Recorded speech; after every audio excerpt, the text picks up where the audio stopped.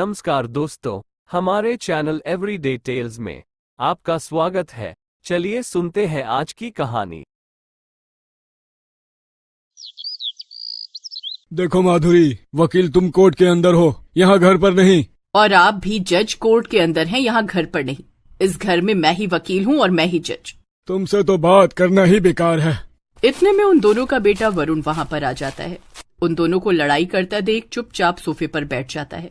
अचानक सारे लोग शांत हो जाते हैं और एक दूसरे का मुंह देखने लगते हैं। अरे आप लोग इस तरह मेरी तरफ क्यों घूर रहे हैं? ऐसा लग रहा है कि एक तरफ वकील है, एक तरफ जज और मैं कटघरे में खड़ा अपराधी।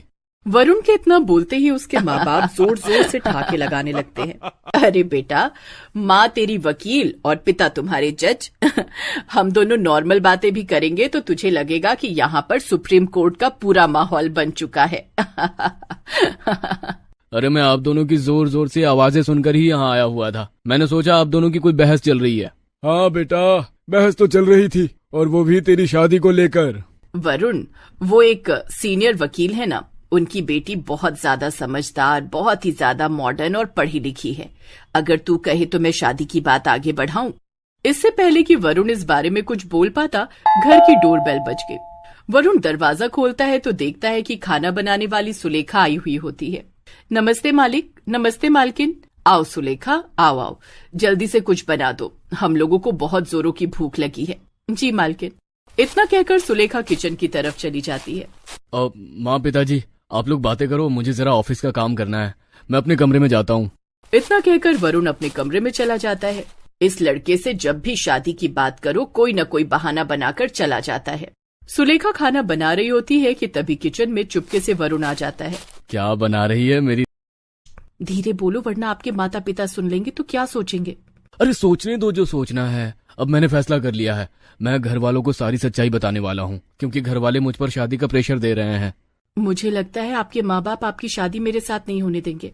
आप लोग कितने पढ़े लिखे हो, कितनी बड़ी फैमिली है आप लोगों की, और मैं ठहरी एक विधवा माँ की गरीब और कम पढ़ी लिखी लड़की। अरे तुम ऐसा क्यों सोचती हो? हर किसी को एक समझदार और संस्कारी लड़की चाहिए होती है, और तुम बहुत अच्छी हो। मैं तो तुमसे ही शादी करूंगा।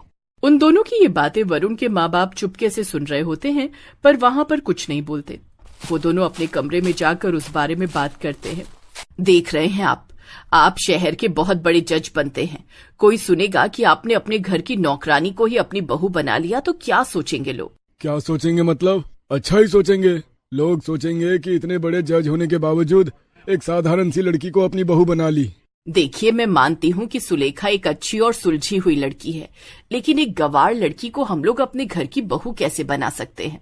तुम्हें याद है माधुरी, हम जितनी बार भी वरुण से शादी की बात करने की कोशिश करते हैं, उतनी बार ही वो टाल देता है। अब पता चला कि वो सुलेखा से प्यार करता है, इसी वजह से शादी से दूर भागता था। अपने बेटी की खुशी में ही हमें खुशी देखनी चाहिए माधुरी। आपको जैसा सही लगे कीजिए, दोनों बाप बेटे मेरी सुनते ही कहाँ हैं। इस तरह से अगले दिन वरुण के माता पिता सुलेखा की विधवा माँ कमला को अपने घर बुला लेते हैं और शादी की बात तय कर देते हैं।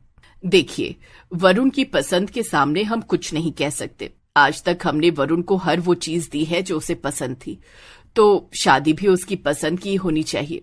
लेकिन सुलेखा, आज के बाद तुम इस घर में खाना नहीं बनाओगी, क्योंकि तुम अब इस घर की मालकिन बनने वाली हो। अब यहाँ काम करने के लिए कोई दूसरी आएगी। तो इस तरह से वरुण की शादी उसके घर की ही नौकरानी सुलेखा के साथ हो जाती है। सुलेखा वरुण से शादी करके बहुत खुश है, और वरुण भी सुलेखा से शादी करके बहुत ही ज्यादा खुश है। देखा सुलेखा, मैंने कहा था ना कि मेरे माता पिता बहुत अच्छे हैं, वो शादी के लिए मान जाएंगे। मैं भी कितनी खुश नसीब हूँ जो मुझे आप जैसा पति मिला, और इतना बड़ा परिवार भी। सुलेखा की सास चुपके चुपके उन लोगों की बातें सुन रही होती है। हाँ, तू तो खुश नसीब होगी ही बहू, एक अनपढ़ होने के बावजूद इतना अमीर और बड़ा परिवार जो मिल गया। लेकिन अब मुझे सोसाइटी वालों की नजरों से खुद को बचाते हुए निकलना पड़ेगा, वरना लोग मुझे नौकरानी की सास कहकर चिढ़ाएंगे। माधुरी अपने पति के साथ कार में बैठकर कोर्ट चली जाती है। इधर सुलेखा अपने कमरे में साड़ी पहन रही होती है। तभी पीछे से वरुण आ जाता है। सुलेखा, तुम ना सलवार सूट पहना करो, सलवार सूट में तुम बहुत प्यारी लगती हो। सुलेखा सलवार सूट पहन लेती है। शाम को जब उसके माँ बाप वापस आते हैं, तब माधुरी गुस्सा करने लगती है। सुलेखा, ये क्या पहन रखा है तुमने? तुम इतनी भी गवार नहीं हो कि तुम्हें ये न पता हो कि शादी के बाद कुछ दिन सिर्फ साड़ी पहनी जाती है, ना कि सलवार सूट। शादी के 2 दिन भी नहीं हुए, तुम सलवार सूट पर आ गई। मुझे माफ कर दीजिए माँ जी, मैं अभी जाकर बदल लेती हूँ। अगर गलती करने पर मैं हर किसी को माफ करने लगूं ना, तो ना जाने कितने मुजरिम, न जाने कितने कातिल आजाद घूमने लगेंगे। माधुरी, छोटी सी बात को इतना बड़ा क्यों बना रही हो? कोई बात छोटी या बड़ी नहीं होती, हर बात छोटी होती है और हर बात बड़ी भी होती है। हम जिस सोसाइटी में रहते हैं, उस सोसाइटी में शादी के तुरंत बाद साड़ी नहीं पहनी जाती है। सुलेखा साड़ी पहन लेती है। वरुण सुलेखा से माफी मांगता है क्योंकि उसकी वजह से उसे ये सब सुनना पड़ा। माफ करना सुलेखा, मेरी वजह से तुम्हें ये सब सुनना पड़ा। तुमने माँ को बताया क्यों नहीं कि मेरे कहने पर तुमने ड्रेस बदली थी? अरे छोड़िए ना, उन बातों को तो मैं कब की भूल चुकी हूँ। अगले दिन जब माधुरी कोर्ट जा रही होती है, तभी सुलेखा अपने सास ससुर के लिए टिफिन पैक करके लाती है और उन्हें दे देती है। तुम गवार लोग कोई भी काम टाइम पर नहीं कर सकते क्या? पूरे 10 मिनट लेट हो गए हम लोग। सॉरी माँ जी, गलती हो गई। माधुरी टिफिन लेकर कोर्ट चली जाती है। इधर सुलेखा बालकनी में खड़ी होकर बाहर का नजारा देख रही होती है। तभी उसकी नजर एक बच्चे पर जाती है जो सड़क पर खेल रहा होता है, और तभी सामने से एक ट्रक बहुत ही तेज स्पीड के साथ आ रहा होता है। सुलेखा चिल्लाती रहती है लेकिन कोई नहीं सुनता। अरे बच्चे को बचाओ, कोई बच्चे को बचाओ। सुलेखा भागकर घर के बाहर जाती है और उस बच्चे को बचा लेती है। उसे बचाते वक्त सुलेखा को चोट लग जाती है।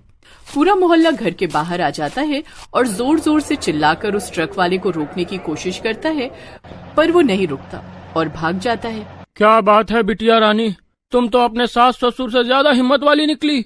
तेरा बहुत बहुत धन्यवाद बेटा, आज तूने मेरे बेटे की जान बचा ली। बच्चे को उसकी माँ को पकड़ाकर सुलेखा घर वापस आ जाती है। शाम को जब वरुण वापस आता है, तब सुलेखा उसे सारी बात बताती है। I am so proud of you Sulekha, लेकिन तुम्हें तो खरोच लग गई है, चलो डॉक्टर के पास। वरुण उसे हॉस्पिटल लेकर जाता है। रात में जब माधुरी और उसका पति पीके सिन्हा अपनी कार से अपने घर की तरफ आ रहे होते हैं, तभी माधुरी अपना चेहरा फाइल से छुपा लेती है। माधुरी, अपना चेहरा क्यों छुपा रही हो तुम? जब से वरुण की शादी हुई है, सोसाइटी वाले मुझे अजीब नजरों से देखने लगे हैं। सभी की बहुएं पढ़ी लिखी हैं, किसी न किसी कंपनी में जॉब करती हैं, पर मेरी बहू अनपढ़, नाक कटा दी मेरी। इतने में माधुरी देखती है कि उसकी कार के पास पूरे सोसाइटी वाले इकट्ठा हो रहे हैं। इतने सारे लोग हमारी गाड़ी के सामने क्यों इकट्ठा हुए हैं? इस गवार ने फिर कोई न कोई हरकत कर दी होगी। कंप्लेन लेकर आए होंगे ये लोग हमारे पास। मैं कार में ही बैठी हूँ, आप ही बात करो मोहल्ले वालों से। जज पीके सिन्हा कार से बाहर आते हैं और सोसाइटी वालों का सामना करते हैं। माधुरी चुपके से उन लोगों की बातें सुन रही होती है। क्या हुआ भाई साहब, हम लोगों से कोई गलती हो गई? सिन्हा साहब, आज आपकी बहू ने वो कर दिखाया जो शायद कोई ना करता। इस सोसाइटी में बहुत सारे पुलिस ऑफिसर्स के बेटे, बहुत सारे बॉडी बिल्डर रहते हैं, उन लोगों ने भी ऐसा कुछ नहीं किया जो आपकी बहू ने कर दिखाया आज। अरे ऐसा क्या कर दिया मेरी बहू ने दीक्षित जी? पूरी सोसाइटी मिलकर सारी कहानी जज साहब को बताती है। वो लोग उसकी बहू की खूब तारीफ करते हैं। हमारी पूरी जिंदगी बीत गई सिन्हा साहब, लेकिन आज के जमाने में आपकी बहू जितनी संस्कारी लड़की हमने आज तक नहीं देखी। आप लोग बहुत भाग्यशाली हैं जो आपको ऐसी बहू मिली, वो भी आज के जमाने में। उसने हमारे बच्चे की जान बचाई, इस वजह से हम उसकी तारीफ नहीं कर रहे हैं। उसके आचरण सर्वश्रेष्ठ हैं इस सोसाइटी में। ये सब सुनकर माधुरी को अपने कानों पर यकीन नहीं होता। खैर, थोड़ी देर बाद सारे सोसाइटी वाले सिन्हा साहब के घर पहुंच जाते हैं उसकी बहू से मिलने के लिए। सभी लोग उसका धन्यवाद अदा करते हैं। आप लोग उस छोटी सी बात को बहुत बड़ा बना रहे हैं। मेरी जगह कोई भी होता वो यही करता जो मैंने किया। बहू, मुझे माफ कर देना। आज मुझे समझ आ गया कि सिर्फ बड़ी सोसाइटी में रहने से या बहुत बड़ा पद होने से कोई अच्छा इंसान नहीं बनता, बल्कि उसे दिल से अच्छा होना चाहिए। उस दिन से माधुरी, वरुण और उसके ससुर पीके सिन्हा को अपनी बहू पर बहुत गर्व होने लगता है। उस दिन के बाद से सुलेखा को घर में और सोसाइटी में बहुत इज्जत मिलने लगती है। सभी लोग खुशी खुशी रहने लगते हैं। दोस्तों, आपको हमारी ये कहानी कैसी लगी हमें कमेंट करके जरूर बताएं। और हाँ, चैनल को लाइक, शेयर और सब्सक्राइब करना ना भूलें। मिलते हैं अगली कहानी के साथ, तब तक के लिए धन्यवाद।